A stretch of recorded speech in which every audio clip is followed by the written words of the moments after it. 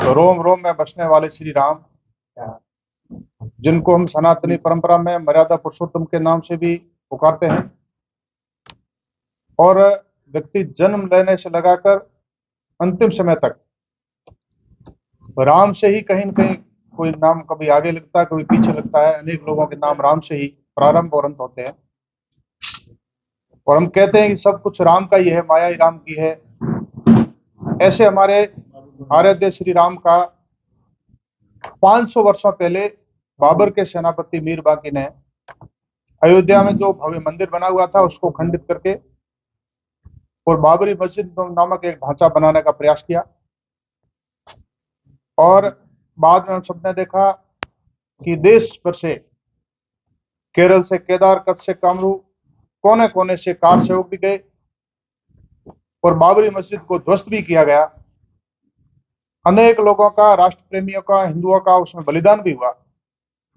और लंबे संघर्ष के पश्चात जब हिंदुस्तान के कोने कोने में कहा जाता था सौगंध राम की खाते हम मंदिर भव्य बनाएंगे, और मंदिर वहीं बनाएंगे, तब ये कांग्रेस और वाम दल सारे कहते थे कि मंदिर वहीं बनाएंगे लेकिन तारीख नहीं बताएंगे।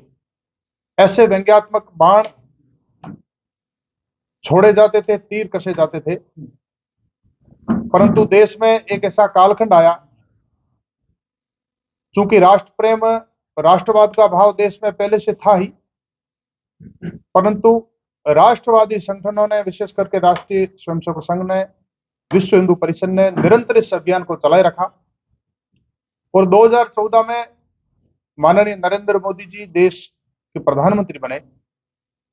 उसके बाद से देश में ऐसी परिस्थितियां बनी, सुप्रीम कोर्ट का निर्णय भी आया, और 22 जनवरी 2024 को श्री राम के भव्य मंदिर की प्राण प्रतिष्ठा ऐतिहासिक रूप से होने जा रही है, जो अद्भुत है, अकल्पनीय है, ऐतिहासिक भी है।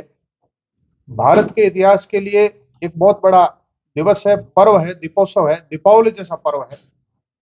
वर्षों बाद, 500 वर्षों बाद ऐसी दीपावली ऐतिहासिक आई है। हम अनुभव कर सकते हैं कि कोने कोने से जय श्री राम के नारे भी लग रहे हैं और भव्य तैयारियां की जा रही है। लोगों में बड़ा उत्साह है, केवल भारत ही नहीं, पूरे विश्व में जहां जहां हिंदू और हिंदुस्तानी बैठे हैं।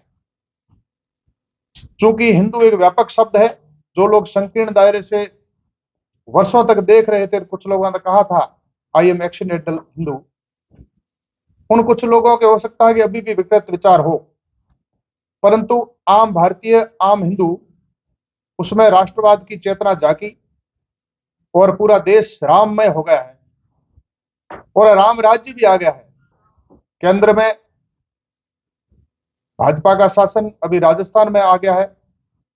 तो जिस राम राज्य की हम कल्पना करते हैं वो कल्पना सार्थक होती सब लोगों को अनुभव भी हो रही है। इसी के निमित्त प्रत्येक कोने कोने में, देश के प्रत्येक कोने कोने में, शहर में, गांव में एक उत्सुकता का माहौल है। उसी कड़ी में बाड़मेर शहर में भी अनेक संगठनों द्वारा और समाज के द्वारा 21 तारीख को भी अनेक प्रकार के कार्यक्रम आयोजित किए गए हैं। ऐसे ही 22 तारीख को भी पूरे देश में अपने अपने घरों में दीप प्रज्वलन करना, मंदिरों में भी यज्ञ हवन करना, दीप प्रज्वलन करना, राम के भजन, राम धुन इत्यादि सबका आयोजन पूरे देश में किया जा रहा है। गांव गांव, ढाणी ढाणी, शहर, गली मोहल्ले में किया जा रहा है। बाड़मेर में 22 तारीख दोपहर तक तो सब जगह है ही, प्रत्येक गांव ढाणी में है। और बाड़मेर के ऐतिहासिक मंदिर केराड़ू, जिसको राजस्थान का खजुराहो कहा जाता है, वहां पर शाम को एक कार्यक्रम आयोजित किया है। जो पुराने मंदिर है, जिनको 12वीं शताब्दी में बाहरी आक्रांताओं ने आकर के आक्रमण करके भग्नावशेष स्थिति में जो कर दिया है, आप और हम सब देखते हैं, अनेक प्रकार के पर्यटक भी आते हैं। वहां पर उन मंदिरों को सजाना, दीप मालिकाएं लगाना, राम धुन लगाना, आतिशबाजी करना, यज्ञ हवन करना, इस प्रकार के एक कार्यक्रम का आयोजन किया है। आप सभी मीडिया के बंधुओं के माध्यम से सभी जिलेवासियों को मैं ये सूचना करना चाहता हूं कि उस ऐतिहासिक कार्यक्रम में आप भी पधारें, क्योंकि जिसको हम राजस्थान का खजुराहो कहते हैं, इस प्रकार का कार्यक्रम ये पहली बार हो रहा है। क्योंकि चूंकि श्री राम लला की मंदिर की भव्य प्राण प्रतिष्ठा अयोध्या में हो रही है, तो इसी कड़ी में पूरे देश में भी कार्यक्रम हो रहे हैं, सभी मंदिरों में हो रहे हैं। इसलिए इस प्राचीन और ऐतिहासिक मंदिर में भी कार्यक्रम हो रहा है। इसलिए आपके माध्यम से पूरे जिले वासियों को मैं विनम्र निवेदन करना चाहता हूं कि इस कार्यक्रम में आप सभी सहभागी बने और राममय वातावरण का हम सभी आनंद लें।